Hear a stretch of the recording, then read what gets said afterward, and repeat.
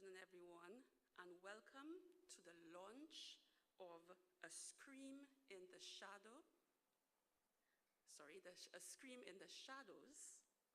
by Mr. Mac Donald Dixon. I invite you to stand for the National Anthem.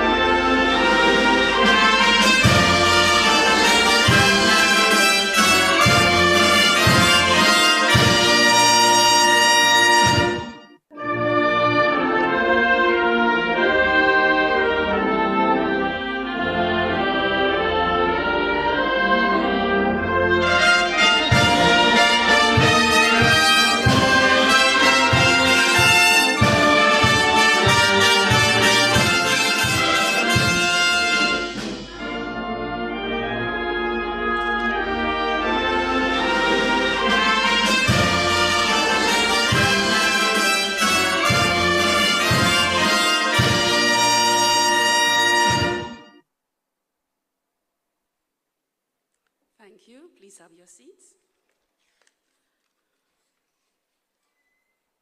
Okay.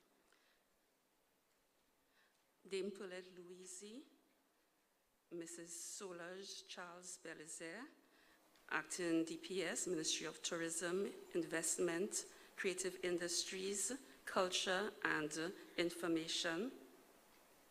Mr. Ember Charles, Chairman of the Folk Research Center.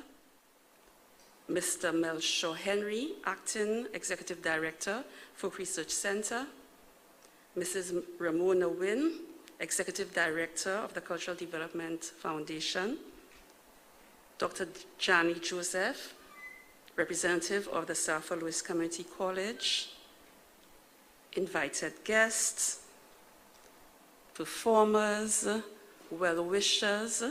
On behalf of the Monsignor Patrick Folk Academy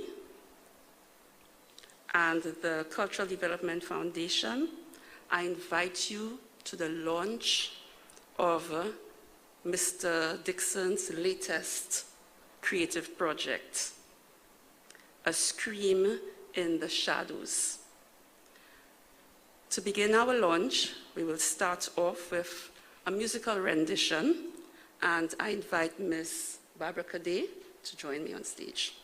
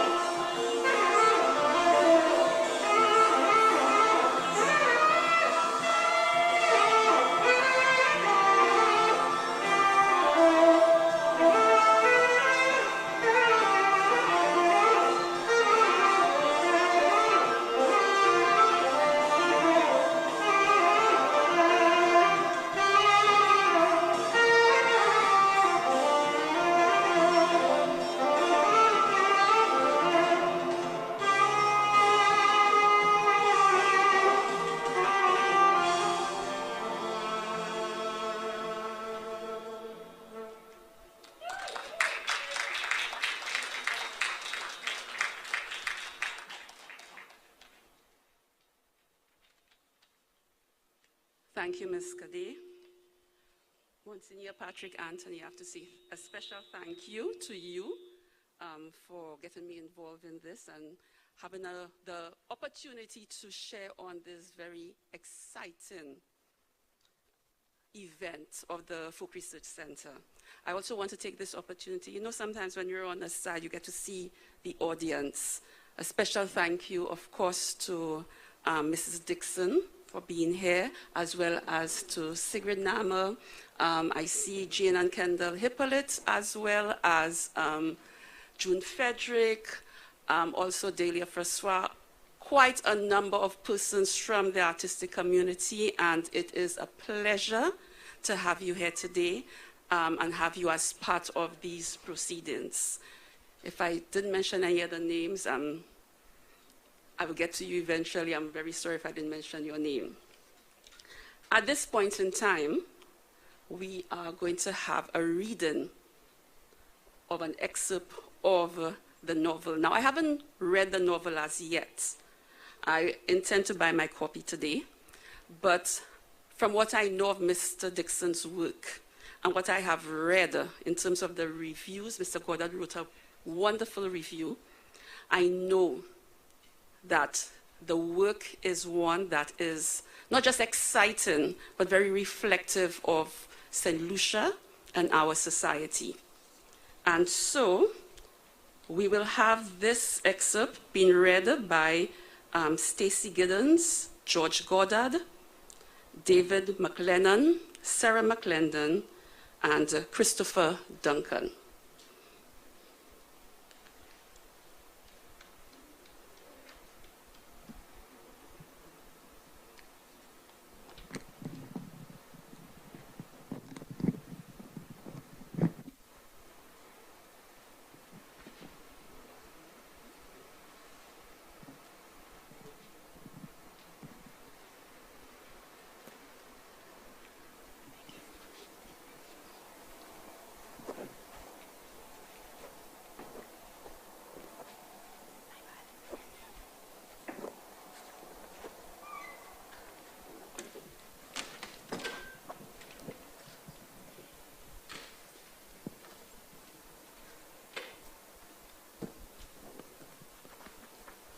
I was 10 going on 11 when it happened.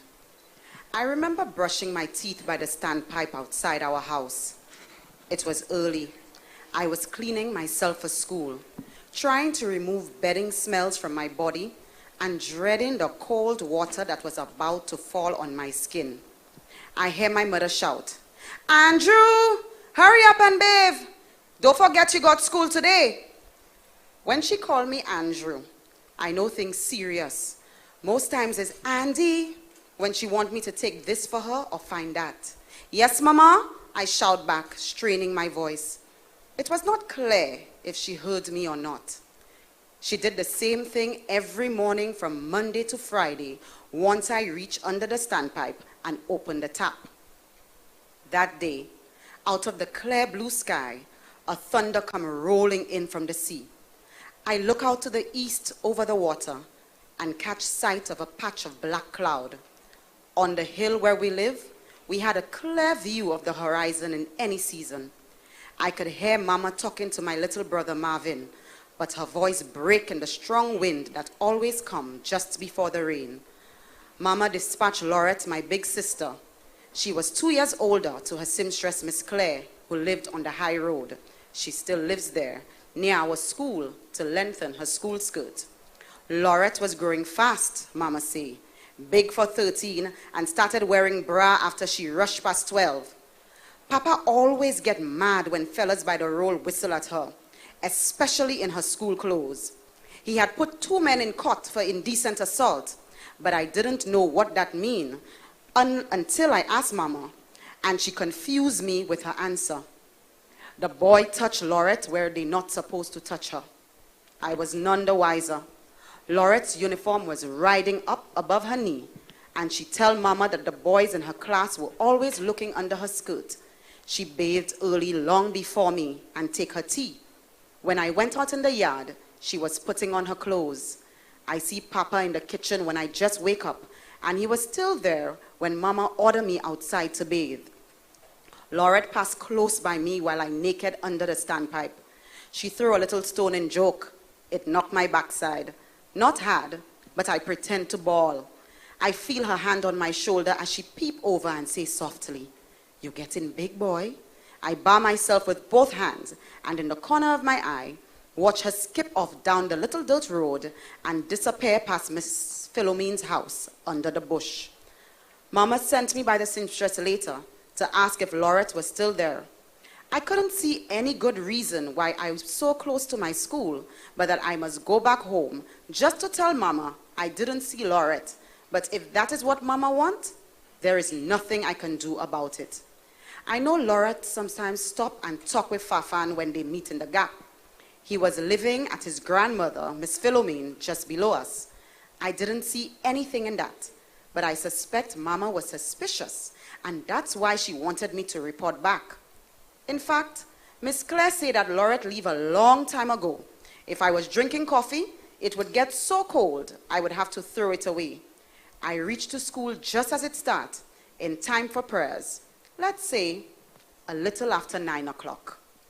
Looking back over the years, I know I did not see Papa when I went back to the house. The last time I saw him, I am sure of this no matter what Mama say, was after Laurette hit me on my backside with the pebble. He left home in a hurry, down the gap towards the high road. He was always in a rush. I recall him wearing khaki short pants but no shirt. To me, he had a white plastic bottle in his hand, but I'm not sure. I don't know if it's my imagination playing tricks. I did not see him return. I would have been at school. But Mama claimed he was in the kitchen when I left the house, and even now she sticks to this. She was certain I saw Papa eating a piece of bread and taking his tea while she watched me bathe. From the angle of the bath, it's not possible to see inside the kitchen. If I had seen him, I would remember saying goodbye to him when I leave for school. But Mama does not want to hear that. In her mind, Papa was in the kitchen and never leave the house all morning until he go and help Miss Granny cut a tree on her land above our house. Nobody can blame him for what happened outside, and I was her witness.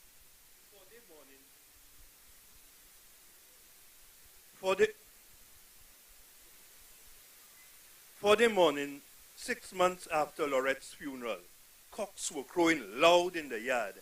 I turned a little on my side to ease out of the dream to hear like somebody knocking hard on the door. I was tempted to get up and check, but something tell me, go back to sleep. Next, I wake up for good to a loud banging, men shouting, "Open! Police!" Mama get up, shaking Papa. He was a deep sleeper. "Wake up, Lovence! Police!" Papa yawned but quickly catch himself and put on his pants. I followed them to the door. Marvin was still asleep. 4 officers in plain clothes rushed inside as soon as Papa turned the key in the lock. One of them had a sheet of paper in his hand. "Are you Lovin St. Mark?" "What?" Papa looked stunned. He couldn't say much. "What happened to Lovin St. Mark?" "Yes, it's his house." Mama was ready to take on all 4 officers. "This is your husband?" The officer with the paper asked. "Yes, it's Lovence." "Lovence St. Mark, I have a warrant for your arrest for the murder of Laurette Stephen. From now on, anything you say can be taken down and held in evidence against you." An officer took out a pair of handcuffs and secured Lovence. St. Mark hands behind his back. Mama went cold. I followed Papa when the police marched him outside. There were 6 in all. 2 armed with rifles stayed outside. Mama tried to hold me back in the doorway, but I slipped through her hands. Although still very early, a crowd gathered by the roadside. Children were there with their parents, and later in school, they were happy to tell me how the policeman handled Papa and shoved him in the back of the jeep. It was not a good day for me at school. I hung my head in shame over my desk, listening to the children speak about my father. They didn't care if I got vexed. They were with one voice. The police walk him to the house, push him in the back of the seat, and carry him down to the station. Boah! They rejoiced. The news went wild, swinging on vines around Bois Neuf, uphill to Techime, and deep into Guambois. Papa was arrested and condemned without a hearing or a trial, and his whole family crucified in the process. In this little place behind God's back, justice is one face you seldom see. And if you pour, you might never see it. Sometimes time sits on your case, and after several years will allow you a hearing. By then, you would be lucky if witnesses remember your face. For my father, it would be many years before his day came. To say I remember Papa ever speaking to me the morning police came for him, either in sympathy, pity, or regret, would be a lie. He kept his face in front and didn't look back. One of our cousins, Miss Eldora's eldest daughter from Techime, came by the school to collect me that afternoon and to take me to her house. She was on her own living with her boyfriend. I stayed with her because Mama went with Marvin to Dennery police station where they charged Papa without bail. Nobody could explain to me, and I did not understand what was going on. My father's case was called every year, at least once, sometimes twice. But on account of some technicality, it was always adjourned. So back he went to Her Majesty's prison in Castries, to an overcrowded jail filled of inmates awaiting trial, mostly young men, underprivileged with no jobs. Papa's lawyers were having a ball, drawing fees from government without having to work. For 11 years, Mama went up and down the road hoping for a trial. But there was only adjournment after adjournment, world without end, but no amen. Detectives who started as juniors on the case got promoted. Some left the force. The chief of police job changed hands umpteen times. Lawyers came and lawyers went. Every time they take my father to court, they started afresh, like it was a new case. Everybody was green, except the accused. One day, when I couldn't take it again, feeling sorry for Mama, I asked Sergeant Willis, boldface, "What you think going to happen with Papa's matter?" "What you mean?" He grinned, taken by surprise. "You think he's guilty?" I pressed him. "I'm not a judge. I'm not a jury." "Things look too neat," I stammered. "It's so easy to plant evidence." Oh, that's good. An open mind. Keep an open mind, was all he said.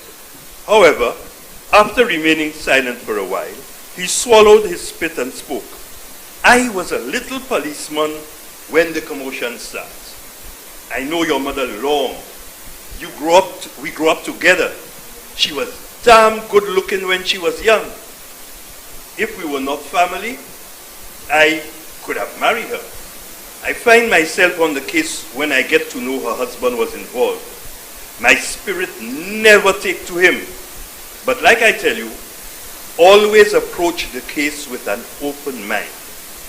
Questions came racing through my head. Suddenly, I wanted to know more than there was to know about and beyond this case. "The files are there. You can go through them when you want," Sarge said. "You got a lot of reading to catch up." "You will help me?" I teased. "Once Sarge is in my corner, I will reach where I want to go." I too have a lot of questions. One thing though, Don't involve the others. Keep whatever you find between us. You don't have to tell me, Sarge.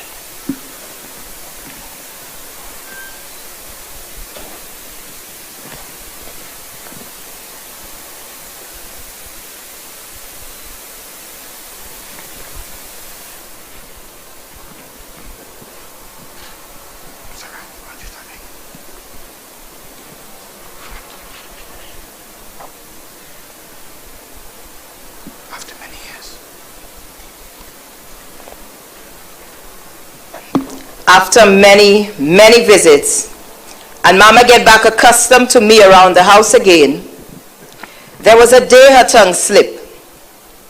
She was in the kitchen in a talkative mood. I was sitting by the table, watching her scale some pot fish I bring. We covered several subjects, including how grateful she was for the little help I was giving her, about Marvin and his friends, her neighbors. We speak about almost everything except Papa or Lorette. Then she started humming one of her favorite church hymns. We stand for God and for his glory, without lifting her head from the basin and the fish. I wait until she ran out of high notes. What you find in that hymn? You humming it non-stop since I was a little boy, I asked, pretending to joke. She did not look at me, but answered with a question. Why you keep troubling me with all those things, eh? I just find myself humming it too when I'm in trouble. I look at her as she picked up a small fish and plunged her kitchen knife into the guts.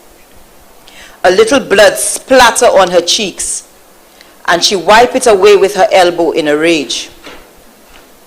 Why you don't go and ask Rupert and Curtis? Your father report them for rape Lorette. You forget? Those two names again. Miss Claire mentioned them to me. In Mama's head, trying was doing. Rape Mama? I never heard it try to rape Lorette.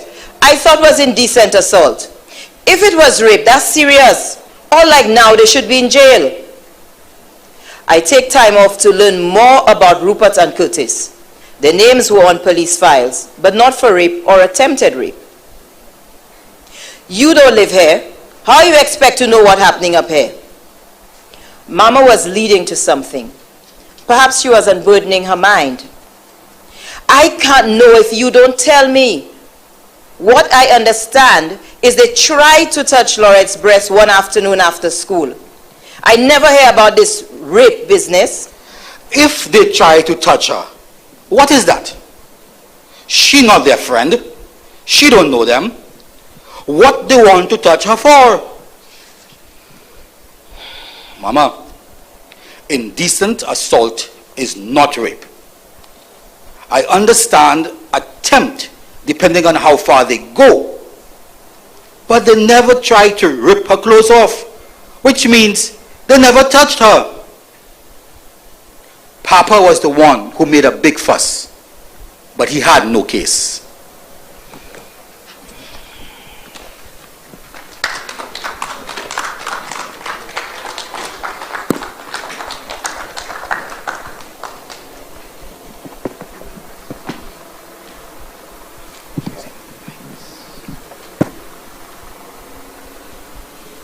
I know, Mr. Lee, I saw you know, you were into it and you're wondering why it stopped right now. You as well, I saw you.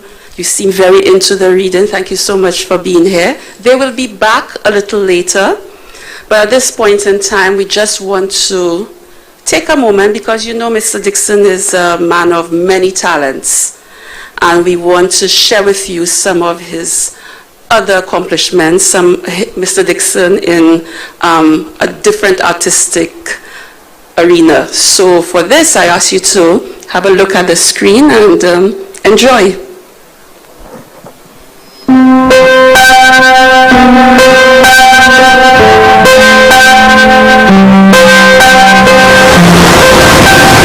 Saint to immaculate nature, the unfolding letter of the soul, a letter beyond the lines of blindingly white breakers, of lace-laden surfaces and congregational shales.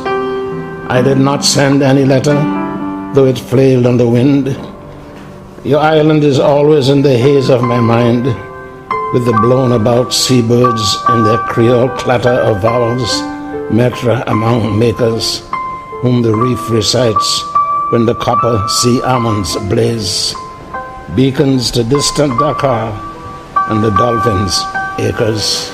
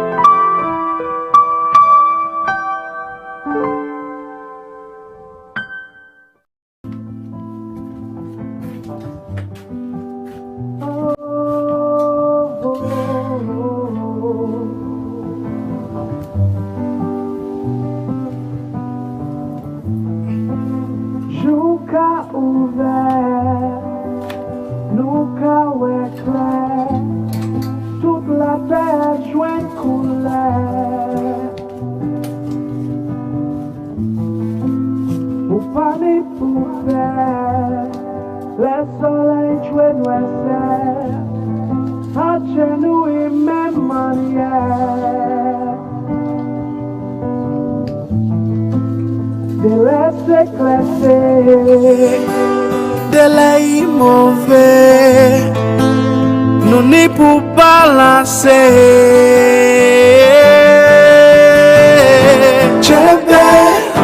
La pièce pas jamais aisée, prêtée, aller, ou pas à décider, poignet,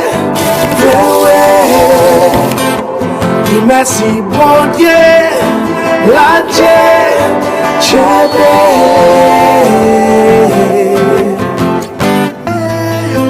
soleil ça descend, nous n'y pour apprendre, aller où caïco point.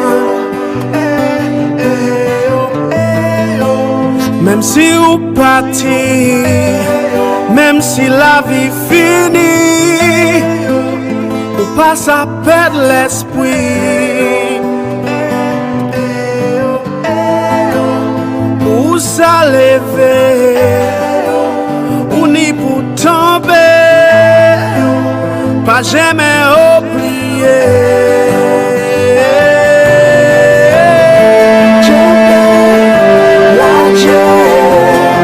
Pièce pas jamais aisée, prêtée, aller, pas à décider, poignet, merci mon Dieu, la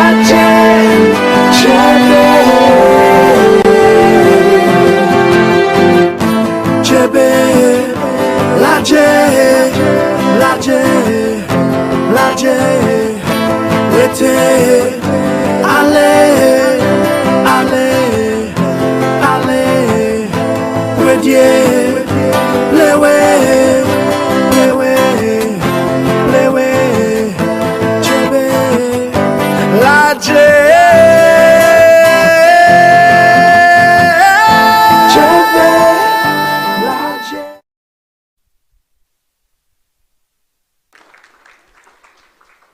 And I know by now some persons are saying, I would love to know some more about Mr. Dixon. We do have that covered. We invite you to watch this video that gives you just an idea of the other accomplishments of this great man. Mac Donald Ernest Dixon was born in Castries, Saint Lucia in 1944. He attended the Canon Laurie Anglican Primary School and St. Mary's College, and from quite early on he manifested the multifacetedness which continues to mark his work as an artist. As a student, while he was filling his exercise books with adolescent poetry, he was also covering pages of his drawing books with sketches. After graduating from the St. Mary's College, he joined the Royal Bank of Canada and later the National Commercial Bank of Saint Lucia, where he went on over a 30-year period to forge a successful career in banking. During that period, he rose steadily to the highest banking position at the Royal Bank of Canada, becoming its first local manager. And when the National Commercial Bank of Saint Lucia was established, he was at the helm there as its first managing director in 1981. Dixon also went on to serve in the capacity of Trade and Commerce Advisor to the government of Saint Lucia. Mac Donald Dixon is an established and well-known poet, novelist, short story writer, actor, photographer, and painter who is also actively involved in the world of theater as a playwright, actor, and director. He became interested in the arts at an early age and was just 16 years old when he came across Derek Walcott's 25 poems while exploring the shelves of his school library at the St. Mary's College. In the mid-1960s, Dixon was swept up in the maelstrom of activity by the Saint Lucia Arts Guild, which was started by Derek Walcott and his brother Roderick, becoming involved in performing and directing.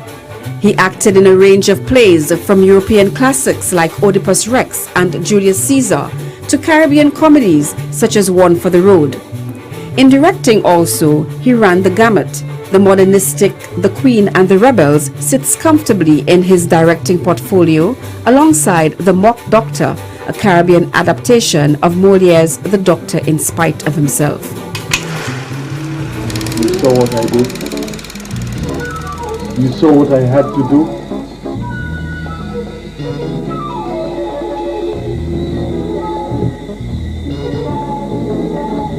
You hid him all these years.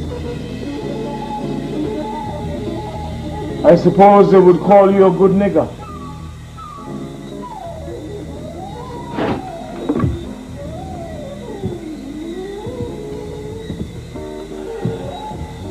You saw what I have had to do. Dixon's first publication was a collection of poems entitled Pebbles, 1973. He then set his hand to writing plays, and his work began to appear in several magazines and anthologies throughout the region. When the Arts Guild ended, he continued to write plays, drawing heavily on his knowledge of folk heritage and local history. His play, the folk musical Tinday, directed by George Fish Alphonse and featuring music by Charles Cadet, was St. Lucia's theatrical presentation at Carifesta 5 in 1992 in Trinidad. In his writings, Dixon seeks to recreate the history of his people's myths and legends to serve as a reference for contemporary and future writers in his country. An accomplished photographer, Dixon's love of country is continuously transcended through his photography of St. Lucia's landscape and rich cultural heritage. Dixon's biography of works includes, and are not limited to, novels and short stories: Saints of Little Paradise Book 1, Eden Defiled, 2012, Misbegotten, 2009, Kawem, 2009, Season of Mist, 2007. Poetry, Collected Poems, 2003, The Poet Speaks and Other Poems, 1993, Pebbles, 1973. Plays, The Glass Doll, A Soldier Always, The Chosen, Diablote, Tinday, Calendar, The Last Lamp. Dixon continues to guide and bridge the gap to the new generation of writers, directors, and artists. He helped develop and stage One for the Road with Kingsley Powlett, 1972, co-directed Melania Daniels' Jesus of Conway with Drenia Frederick in 2003. His exploratory theatrical work and readings with St. Mary's College students, St. Lucia's Writers Forum, and 2019 guidance on Jessie Myers and Monique Ogie's A Little Folktale, St. Lucia's theatrical contribution for Carifesta 14, are all part of the mentoring that has marked his continuing artistic journey. Dixon has steadfastly served his country over the years in many important positions, including that of Acting Governor General of St. Lucia when required. Though Dixon's character and personality continue to reflect that of a modest man focused on work and not accolades, the societal recognition of his work and contribution to the arts is manifested in him being awarded the Saint Lucian National Medal of Merit 1993 for his long-standing contribution to literature and photography, and the Cultural Development Foundation's 2005 Lifetime Achievement Award for his invaluable contribution to the arts in St. Lucia.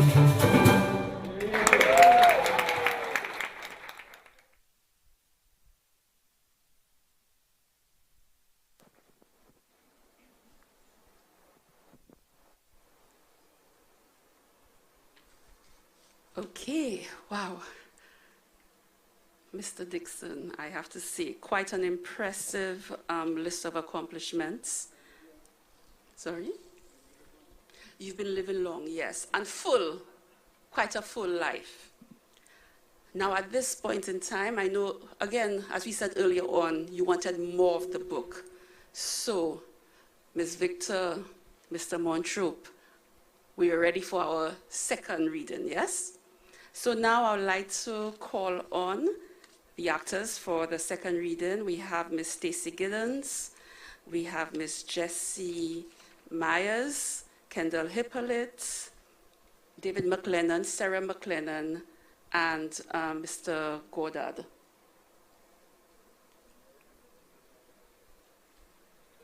You look like Mr. Goddard in the dark there, that's what. That is Mr. Christopher Duncan.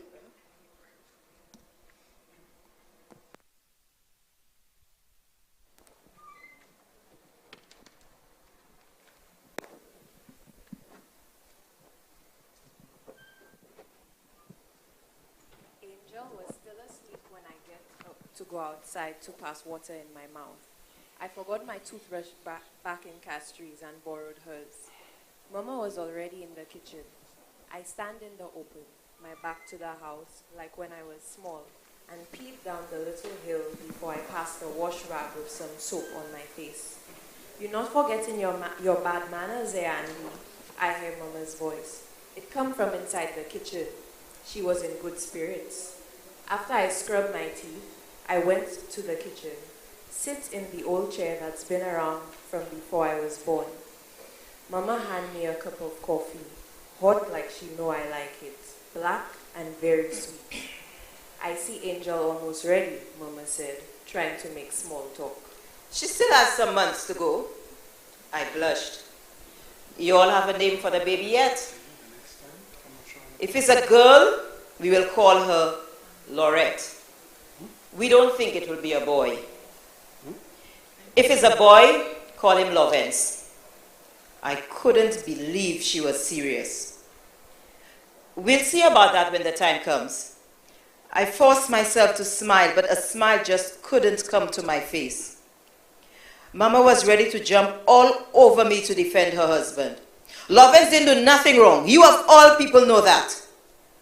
Something in her voice told me she was not herself.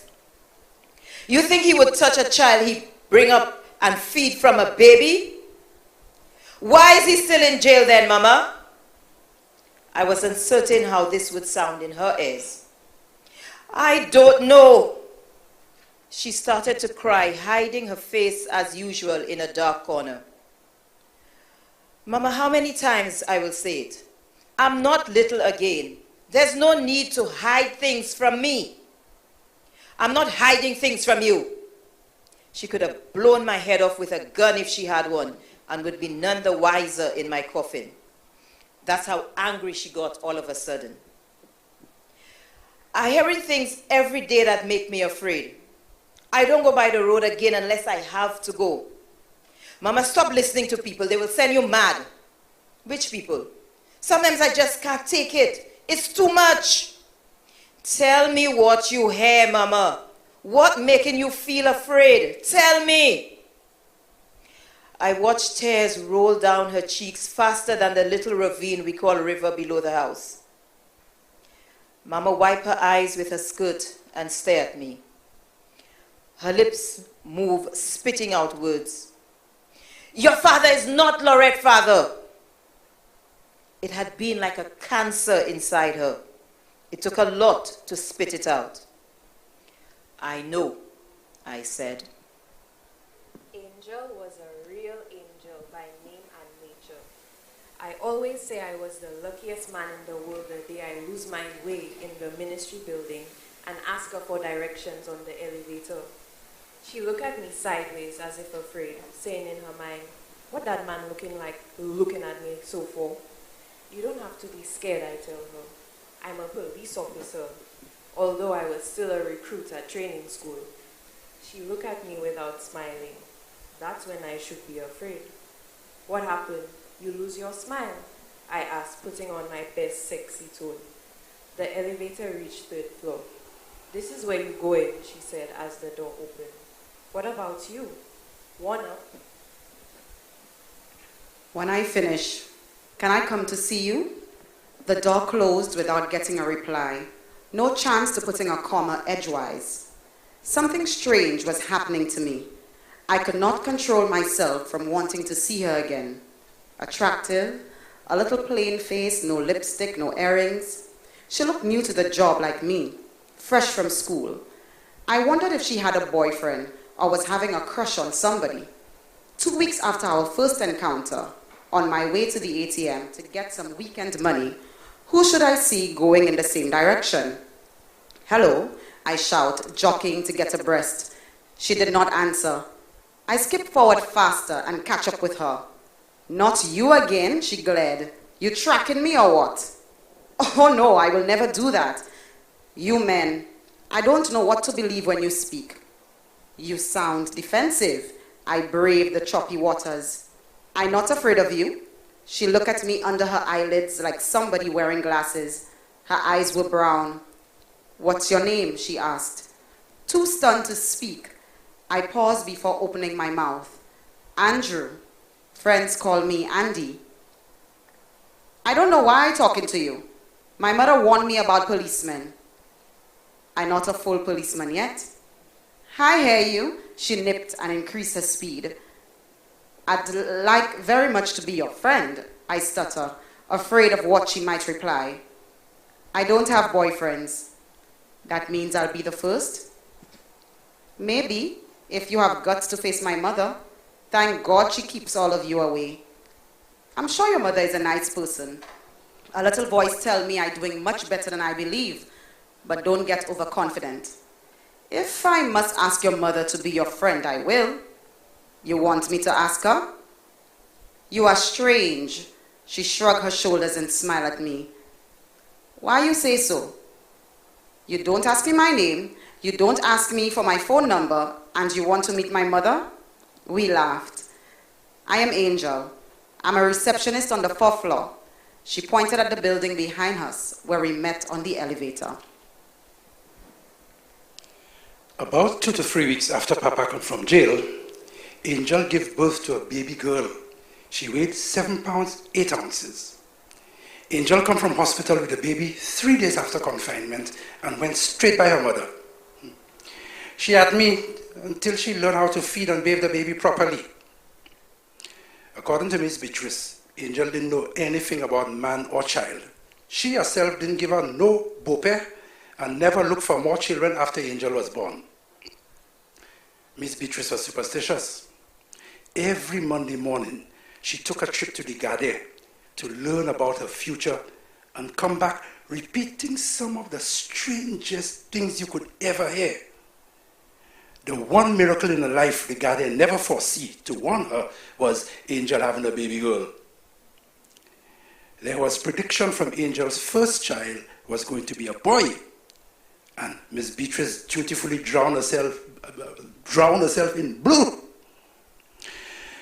I remain alone for a month in our little two-room house and visit Angel and our baby after work. At nights, my mind wandered. There was always the moment when my thoughts go back to the day Papa found Lorette under the bush. I start seeing Lorette every night, alive and fresh in my mind, but looking very restless. I speak to a young priest after Mass one morning, and he tells me maybe she's unhappy. He recommends I give a Mass for the repose of her soul. I give him $10, but I don't know if he said the Mass, because Lorette keep appearing more often than before, just like she was in the coffin. Her face make up like a big woman with rouge on her cheeks and lipstick on her lips, and not a day older. One night, I was lying on the bed watching television, tired, listless, sleep not come in. On top of that, the electric company them take the current and they leave me in the dark.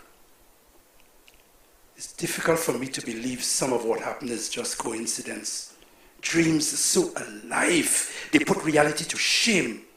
Imagine, I by myself, pitch black, can't see my hands, yet I hear a fine, clear voice calling my name. Andrew, Andrew, Andrew. I could hear the breeze on the roof and a dog howling in the neighbor's yard. I put my head back down on the pillow. I can hear vehicles racing up and down the street. Then I hear the fine, clear voice again. He killed me. And nothing for that. I jump out of bed and bolt to the door. Papa showed no remorse. I don't know if he tell her sorry in their bedroom. Stranger things does happen there. I don't need evidence to show his lack of sympathy. He did not disguise it. I cannot choose my father. That's my mother's job. But I can disown him. Once he gives me cause, the more I thought about it, the less reason I find for Mama to continue to remain with Papa. Not because you marry him and carry his children, you got to remain. It was my duty to remove Tifwe and Mama. But where to begin? What can I say to convince her to leave? I offered to go down by Paulina's to buy some groceries for the house. Mama insisted, no. Your father will bring food when he comes. Papa did not come back until after dark, drunk. Both hands swinging like police on parade. Papa marched into the kitchen like a big boss. Instead of starting with the usual good night, he went harassing Mama. A strong smell of white rum on his breath filled up the tiny space. He demanded his food and wanted it warm right away. The house rule seems to me: stop what you are doing and attend to me. I wanted to ask Mama about the groceries he was supposed to buy, but that would invite trouble. Shame can cause you to do things and say things you don't mean. And for sure, she would feel embarrassed. She'd dish out his food, yam and sardines, in a large bowl and placed it on the kitchen table with a spoon. Get up, Andy, and let your brother sit down. Sorry, let your father sit down. That was Mama's way of ordering me out of the kitchen. She see on my face I was not pleased. Your father must be tired. That was a lame excuse, but I got up without looking at him. Marvin, bring out the old mattress. He'd sleep onto the front. I was tired, and before I put my head down, I fell asleep. I know nothing again until 4 o'clock start chanting in the tall trees behind the kitchen, between the drizzles on the roof, to tell me it's going to be morning soon. The next morning, I jump on the first minivan I meet going to Dennery, and I get off by the police station. Corporal Jean-Pierre was off duty. I went to his house to remind him that no officer had come up to interview Mama, and I was getting worried the matter was low on the agenda. I know we have a reputation for treating matters involving domestic violence cool, like the private affairs between two people and not police business. I see a number of cases for assault and battery, call with neither complainant nor the accused present on the day of the case. Perhaps this disgusts officers, and in the end they don't want to waste precious time on matters that will die a natural death. Corporal Jean-Pierre tried to reassure me this was not the case with our matter. But, he said, your mother has not given a statement or make a complaint. My hands are tied. Don't worry, I will untie them. I will bring her down to the station when you're on duty. I was suspicious about Corporal Jean-Pierre. I hear rumors that he himself got a history of beating his girlfriends. He should have been made sergeant long ago, but he had blemishes on his file. None of the complaints he was involved in ever reached a stage to be investigated. The women withdrew before the suspect was questioned. The top brass keep him in exile in Dennery, away from the bright lights. I get back to Boanef earlier than expected. Mama was in the kitchen, sitting in a corner, gazing into space, both hands under her chin. I placed the groceries on the kitchen table, still in plastic bags. I turned to find her eyes red. She was crying. Something happened. I hope it's not another beating. She shook her head when I asked her. It's pointless quarreling. All I could do is order her to the bedroom, put on her clothes. We go into the station. This nonsense got to stop. I was gasping for breath, more vexed than I really should. What nonsense?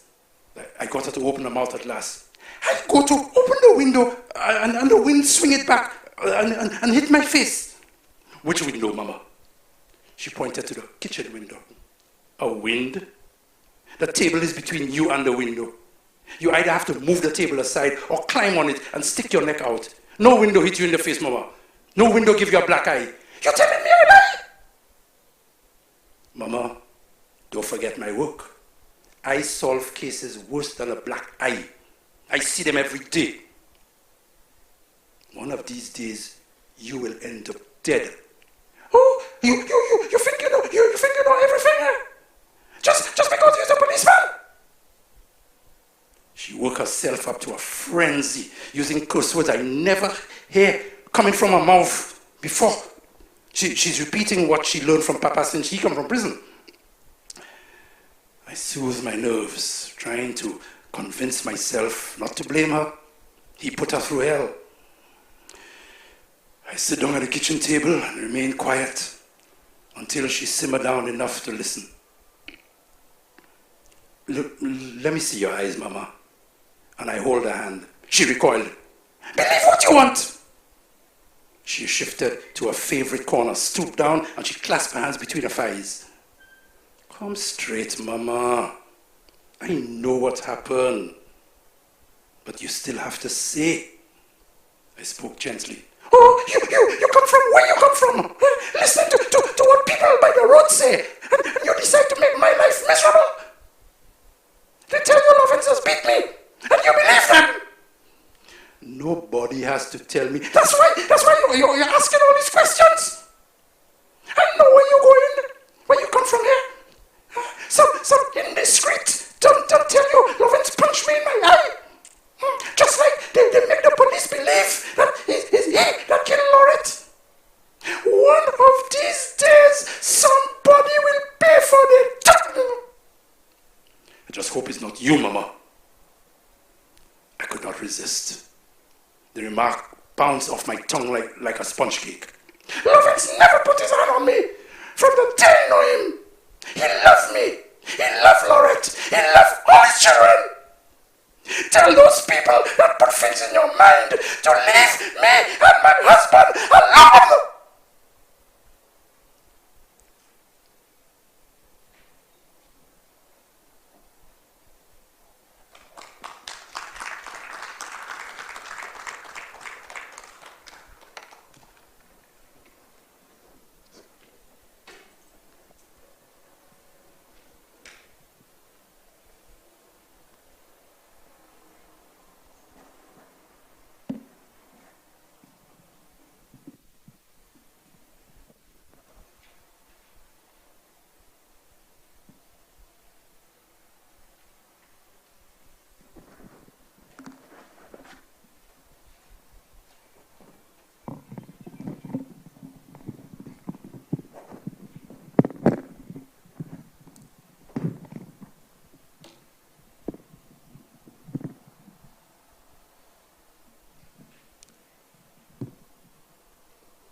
So we continue the story of Dixon about Dixon. And I would like to welcome Mr. Robert Lee. A few remarks about Dixon and to introduce the writer.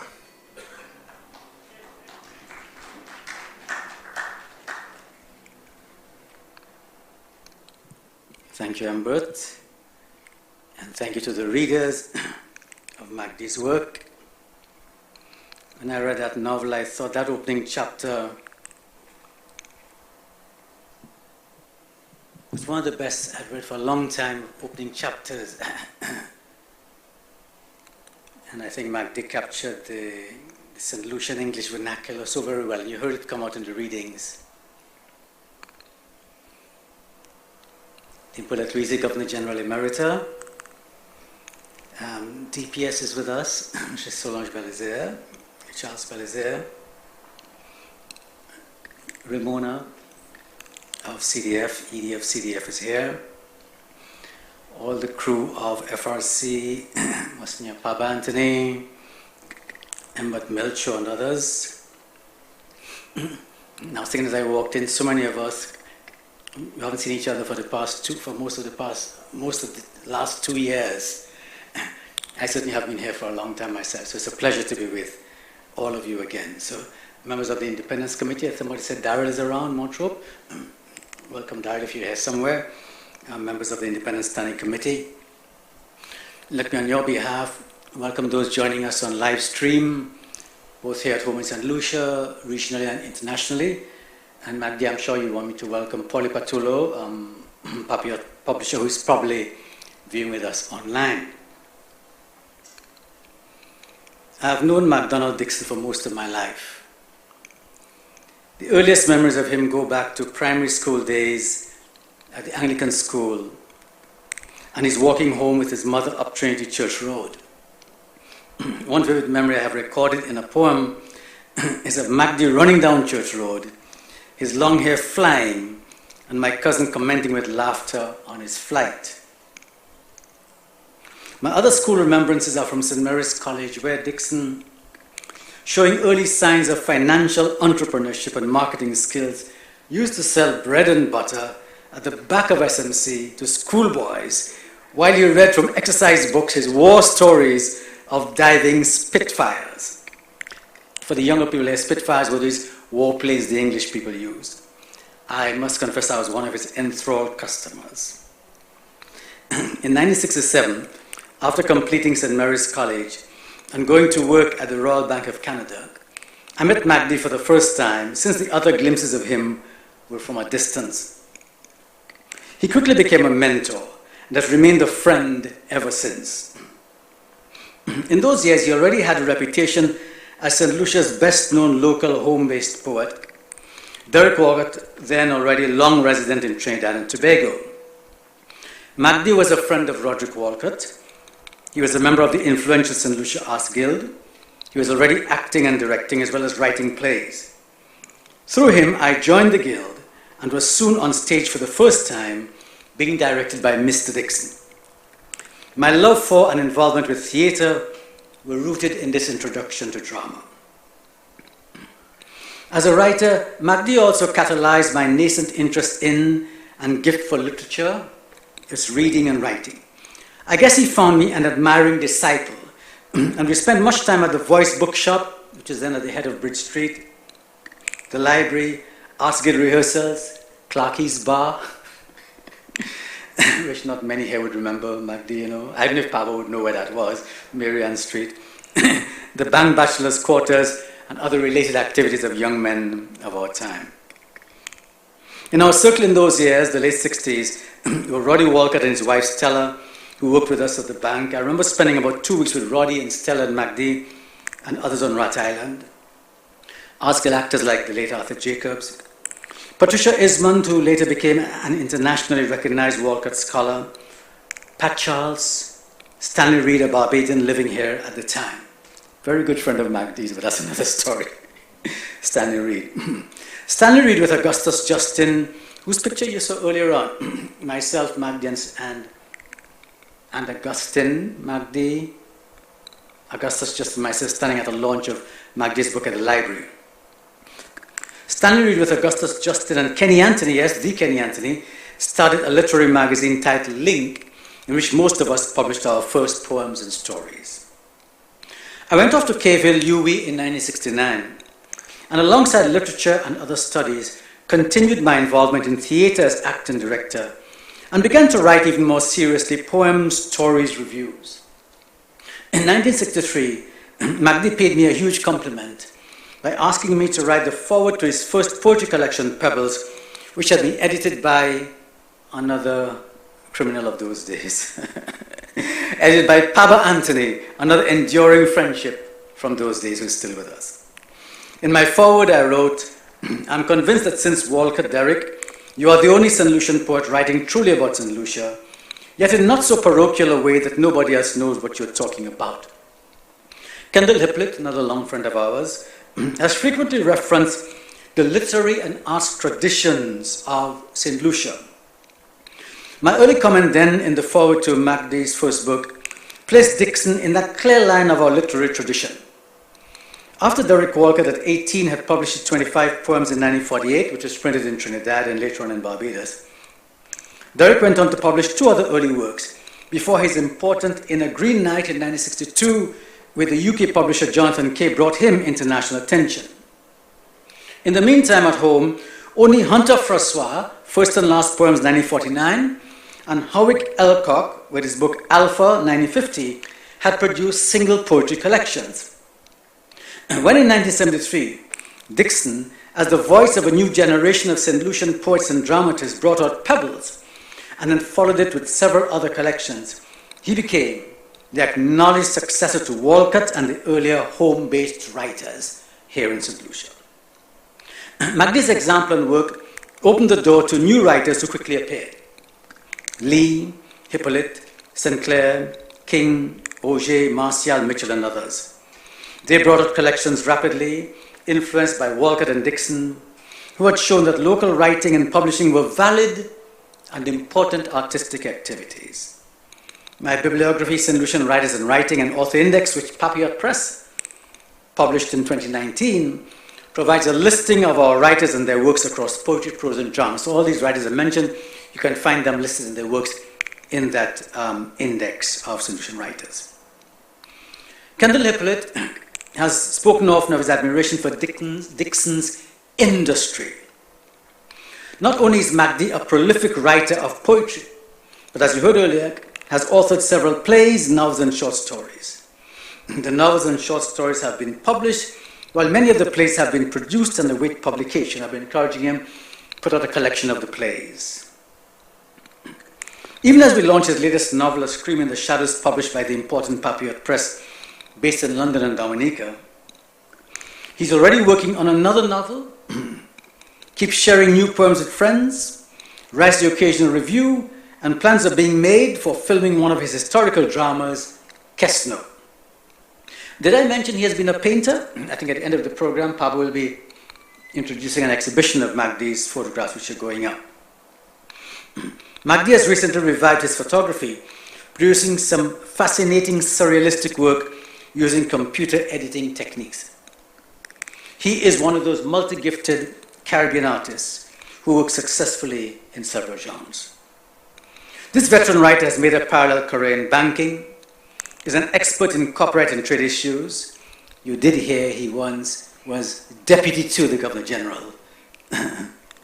He never invited people like Kendall and myself to share the bare cellars of the government house. You know, Your Excellency, but that's another story. And he can be counted on in social gatherings to be a raconteur of local politics, the arts and culture, and wherever the old talk leads. In published articles and interviews, I have always named Magdi as a mentor. It was an article I published very recently, and I named him again. Close friends probably know us as sparring partners, teasing each other constantly. I've often cited my gratitude that the creative artists of my generation, especially us writers, have kept respectful relationships without searing quarrels or destructive disputes. Even as we recognize each other's viewpoints, guard personal spaces, support each other without maudlin flattery. In the work we do out of our common ground, this Saint Lucian, that is home and inspiration to us. If we sit at the feet and sat at the feet of Derek Walcott and Roddy and Stanley French and Garth and Dunstan and so on, MACD has been one of our major cornerstones and reference points. And we, and I certainly speak for myself, I know I speak for all of us here, and friends listening, MACD, we are grateful for your faithfulness and long dedicated contribution to the arts and culture of our island. Thank you, my friend. Thank you very much. God bless you.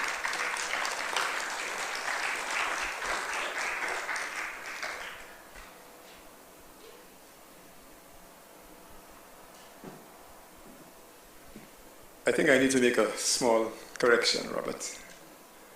MACD as Acting Governor General, when required to do so. Deputy too, when required. So he's still available, and perhaps if he's required to do so, you may be invited to Government House. Is he Deputy Emeritus? Not yet. But thank you, Robert. Let me now invite MACD to share a few words with us as the author of this new publication, Screaming in the Shadows. Over to the author.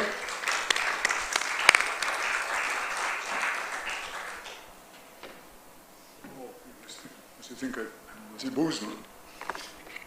Well, don't ask me how much I paid Robert, huh? Please.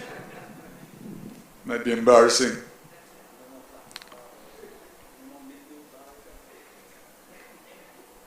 Dame Paulette, Permanent Secretary, Deputy Permanent Secretary in the Ministry.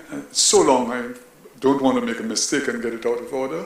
Sigrid, Mrs. Wynne, please that you're here, and I'm very grateful for the sponsorship of CDF and the Folk Research in making this evening possible. I'm sure that my publisher will join me in thanking you for this kind gesture. I'm not famous for my speeches because I tend to misplace words and say certain things I ought not to say. So I will be very brief and just thank all of you who took time off to come out at 3 o'clock in the afternoon to attend this. And I'll do what I can do best, read my own work. So here's a little excerpt from, I forget the name and all, A Scream in the Shadows. And I hope you like it. The air around me was thick against my skin. The place quiet. I could almost touch the silence. Sarge crept ahead to the edge of the kitchen and craned his neck into the yard. He turned in slow motion, then raised both hands. Stop! Don't come any further. You have your piece? What I need a gun for, I said to myself. My mind get knotted in vines. I believe I shout no. Why take a gun to come and talk to my father? Sarge hadn't taken his gun either. However, from where I was, I could see like something hit him hard across the face. I paralyzed too. My feet, my hands anchor me where I'm standing. I can't shift left, I can't move right. I see the twirl of his shirt jack head towards the kitchen steps, moving very slowly on tiptoe, like he didn't want to mash the ground hard in case it disappeared under his foot. Somehow, I inched forward, ignoring his orders. I could see the open back door, the bedroom, but not the whole yard. My head started to spin. I didn't notice Miss Pinky shoot past and begin bawling down the place as if her mother finally decided to die. I tell you to stay where you are, I hear Sarge's voice, but couldn't see him. Miss Pinky was in the middle of a fit, screaming and pulling out the little hair left on her head. Messing up a crime scene, woman. Sarge was speaking to Miss Pinky. I could now see Miss Pinky holding Mama by the shoulders and shaking her hard. Mama was sitting on the kitchen steps holding a body across her lap. From the feet, shoes, and pants, it was a man. But things take a while to register, as if I'm in the cinema watching in slow motion. I could see blood, lots of blood. I go from feeling giddy to feeling numb. Sarge tried to stop me. I was too strong for him. I pulled Miss Pinky away from Mama, and she grabbed me by the neck. I was taller than her and could see over her shoulder. Mama's eyes were wide open, gazing past us, staring like a statue into space, face blank, eyes dry. She was not crying, not even vexed. I self was too dazed to absorb what I was seeing, too numb to react. I remember sitting down by Miss Pinky and looking across at Mama in the kitchen steps. What happened, Mama? What happened? Is all I remember saying, and looking at all the blood splattered everywhere, just shaking my head over and over and over. Thank you. Thank you. Thank you very much for a wonderful evening.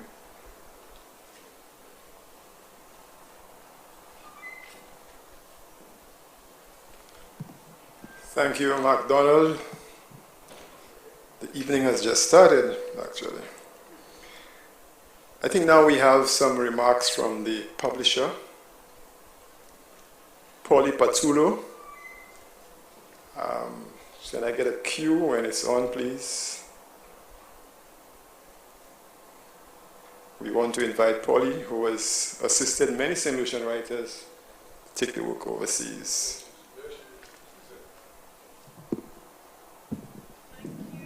Much and good afternoon to everyone, and of course beyond. But at least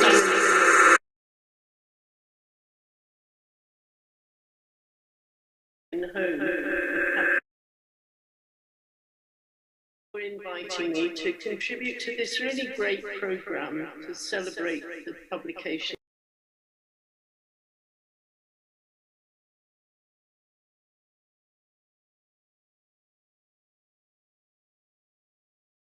Centre, all the terrific readers, and it was so good to see copies of the printed word in everyone's hand. Thanks to the really lovely introduction by Robert Lee, who's indeed always done so much to support Aviot Press. You've all done the book proud, and also I was most interested to learn more about Mac's rich creative life. I really just want to say what a great pleasure it has been for me to publish this remarkable book, and so to add to the distinguished literature of Saint Lucia and the wider Caribbean.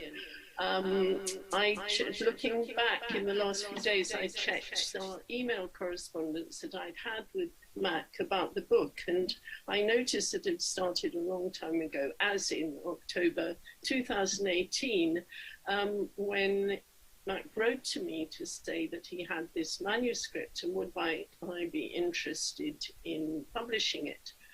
Well, it's been a long time. I think it was 3 years later when it actually went to the publisher, and he had to deal with endless suggestions from me and demands and queries. And I'm very grateful that he actually never complained, at least not to me.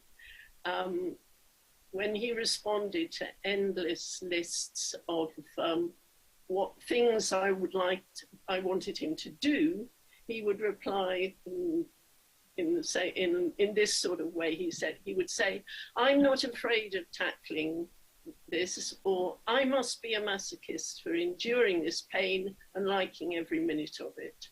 So it really was a tremendous process and enriching process and learning process for me as well.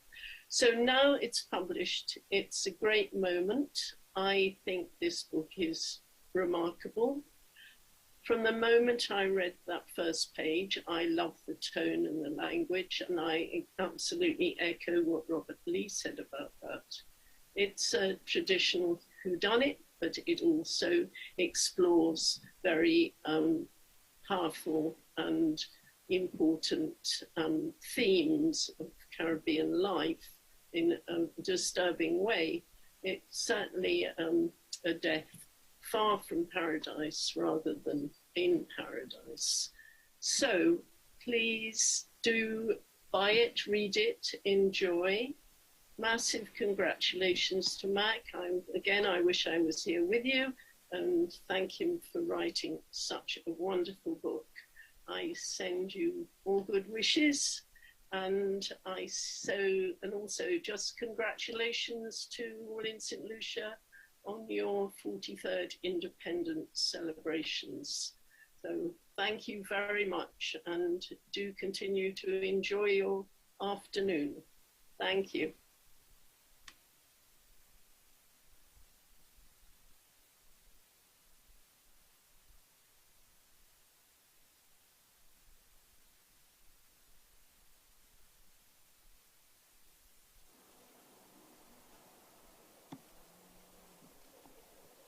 Another round of applause, please, for Polly.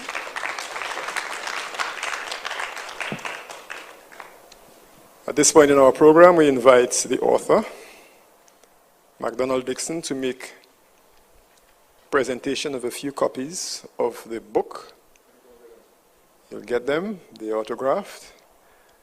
And I will make a special appeal for those of you who are here to purchase your copy. It doesn't cost much. I've purchased mine, I've read it, and I've enabled the sale of many copies for Dixon. In fact, he called me his traveling salesman. Robert will talk about commission. That's for FRC. So first person we would like to call on is Your Excellency Dame Paulette Louise, Governor General Emerita, to receive a copy. They'll be autographed, I guess, afterwards.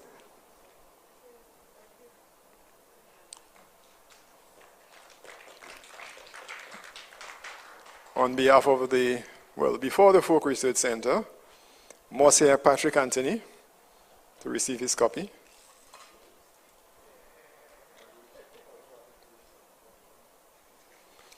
And let me invite Mr. Melcher Henry to receive on behalf of the Folk Research Center.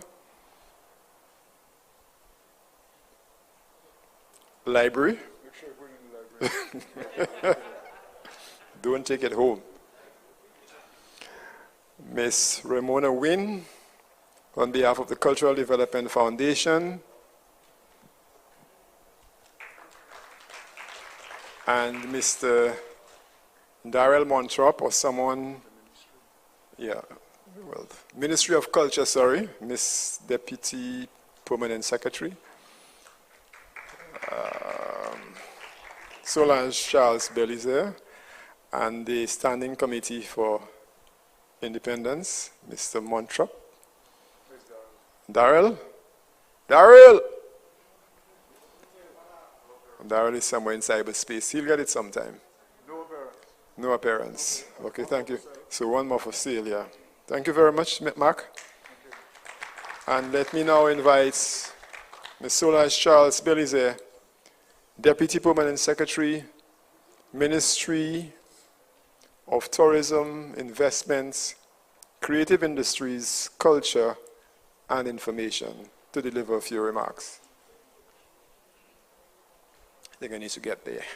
Stop.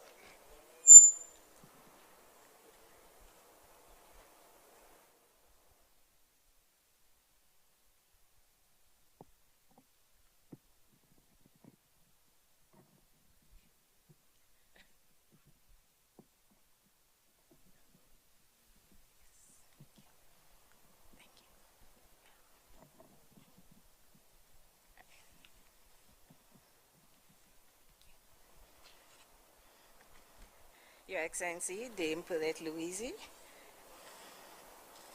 Monsignor Patrick Anthony, Mr. Robert Lee, Mr. Kendall Hippolyte, Mrs. Ramona Wayne, distinguished guest, Mr. Donald Dixon, other invited guests, special invited guests, a wonderful good afternoon to you.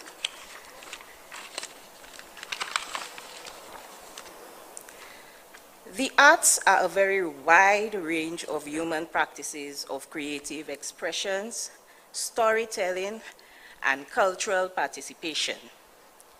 They encompass multiple diverse and plural thinking, doing, and being in an extremely broad range of media.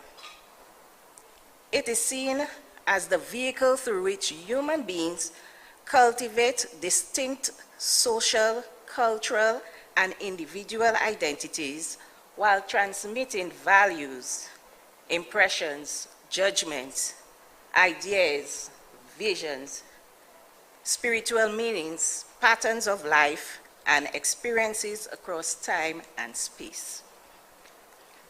Mr. Mac Donald Dixon, your work over the years have truly embodied what it means to be an artist. Today is indeed an auspicious occasion, and on behalf of the Ministry of Tourism, Investments, Creative Industries, Culture and Information, and on behalf of the Minister, I extend congratulations to you on your relentless dedication in pursuing your passion, which has led to yet another masterpiece. A Scream in the Shadows, the first crime novel to be published by a Saint Lucian writer. Congratulations. This relentless dedication is what we at the ministry aim to nurture, as it has the power to transcend lives and be the driver for economic growth and foster sustainable development. The ministry therefore has channeled its efforts in developing a holistic framework for the culture and creative industry. Essential to achieving this mandate is the review of the National Cultural Policy, which will be a focused activity in the upcoming financial year. The ministry has conducted several rounds of consultations with stakeholders and is working towards enhancing the data collection efforts to initiate the development of the cultural and creative industries satellite account. The exercise will provide empirical data to assist with policy decisions, create substantive programs for assistance, and value and measure the contributions of the creative industries to grow domestic product, employment, and job creation. As an accomplished poet, playwright, writer, and also an avid photographer and painter, we look forward to your work being used in the educational sector, in the educational system, and throughout our creatives. Once again, Mr. Mac Donald Dixon, congratulations on this achievement. Thank you.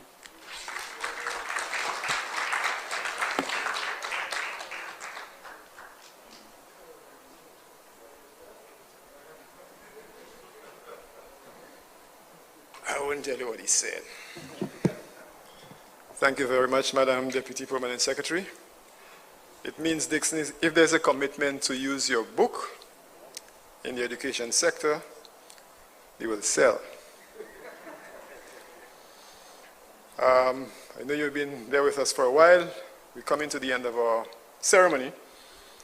And let me invite Ms. Ashlyn St. Martin from the Folk Research Center to move the vote of thanks.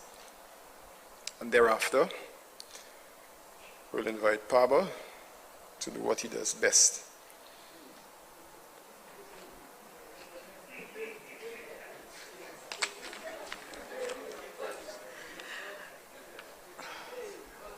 Protocol has been established. Good afternoon, ladies and gentlemen. It's my privilege to have been asked to propose a vote of thanks on this occasion. I wish to say a big thank you to Master and Mistress of Ceremonies, Ms. Kentilia Louis and Mr. Ember Charles, for guiding us this lunch so smoothly and expertly. This went a long way towards ensuring that this event was a success. I must point to a deep sense of appreciation for Barbara Cadet's beautiful musical rendition. It said that music is food of love. Play on Barbara. We were fed well. We are grateful to Stacey Gidson, George Goddard, David McNullen, Sarah McLennan, Kendall Hippolyte, Jesse Mayers, and Christopher Duncan for reading to us excerpts from A Scream in the Shadows. These were savory tasters. We are now anxious to delve into the main course. Let me express sincere thanks to Mr. Robert Lee for introducing the writer and to the producers of the audiovisual biography of Mr. Mac Donald Dixon. We wish to thank Paulie Patula of Patula Press, the publisher of A Scream in the Shadows, for her remarks. Though she could have been here with us in person, her remarks were well received.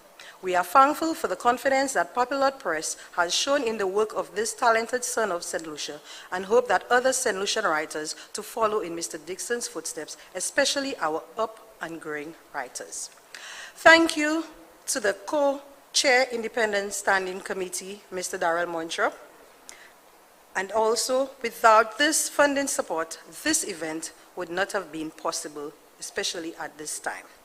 Mr. Mac Donald Dixon, you have given us this amazing crime story based on a social issue and that we are all so familiar with. You have molded this story into a backdrop of cultural legends and provide us with marvelous entertainment. Thank you very much. Thanks as well to the Folk Research Center, the Cultural Development Foundation, and the Independent Standing Committee for collaborating on this important event. Very well done. An event like this requires planning and a bird's eye for details. Thank you for those who were involved in the actual organization of the event, particularly Ms. Drenia Frederick, who gave up some of her vacation time, and Mr. Tyrone Harris to assist in the planning and execution of this event. Ladies and gentlemen, we thank you for being with us this evening. It has been a great pleasure. Thank you very much.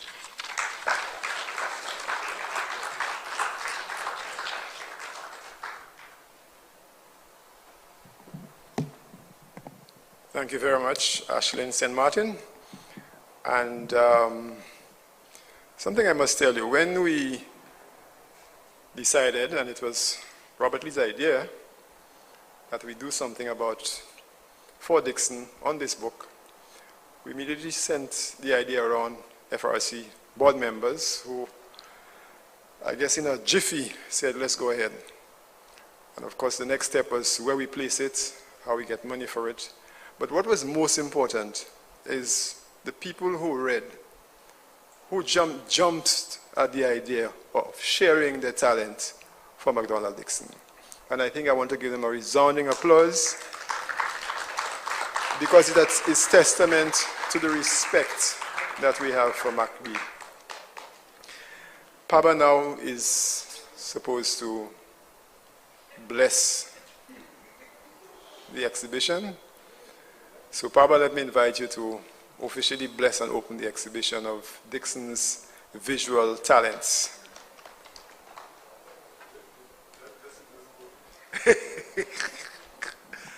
I don't know what kind of blessing you want, Magdi. I would just like to say that in Magdi, we have a connection with Harry and Derek and Apilo, and the person who Magdi makes the link to this, Leo Spastentellen. You see, those are the guys who really opened up, through Harry, the landscape of St. Lucia. So Harry showed them what it was like, and Leo on his motorcycle would go around, and Leo would capture scenes of St. Lucia. In fact, Magdi was saying to me that he was trying to capture in photography the Mon and some parts of St. Lucia over the years. So for example, every 5 years, you would take pictures so that you can get an idea of the development of the country through photography. And some of the beautiful prints that the family still has, and we hope will become part of the National Archives is the work of Leo St. Helen. So Magdi's photography links in, and that makes that connection too. And of course, his paintings with Apilo and Derek's own work. So it gives me great pleasure this afternoon to say a prayer and to bless this country, bless all our Saint Lucian spirit, bless our artists, especially our young people who need so much positive direction for their creativity so that it can really become something that makes this nation proud. So let's bow our heads in a moment of prayer. Papa bon Dieu, nous ka remercier, nous ka glorifier pour pays nous, bel pays nous. Ou mettez nous ici à ou ban nous le Saint-Esprit, ou ka guider nous en direction. We thank you and praise you and bless you and glorify you. And we ask you, Lord God, to continue to use us. Use us as co-creators with you, so that the genius of our people may manifest itself in all forms of productivity, music, poetry, drama, novels, paintings. We thank you, Lord God, for that creative spirit of our people.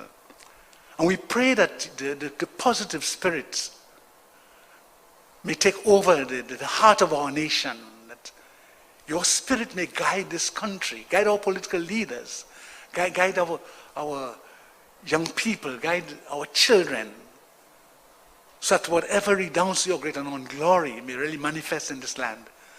And this land of light that is Lucia may truly be a testament in our Caribbean and in the world. We ask you to bless Magdi and bless all of our creative artists. Bless our nation and the 43rd anniversary of our independence. We make this prayer to you, Father, through your Son Jesus, union Holy Spirit, one God forever and ever. Au nom du Père et du Fils et du Saint-Esprit, ainsi soit-il.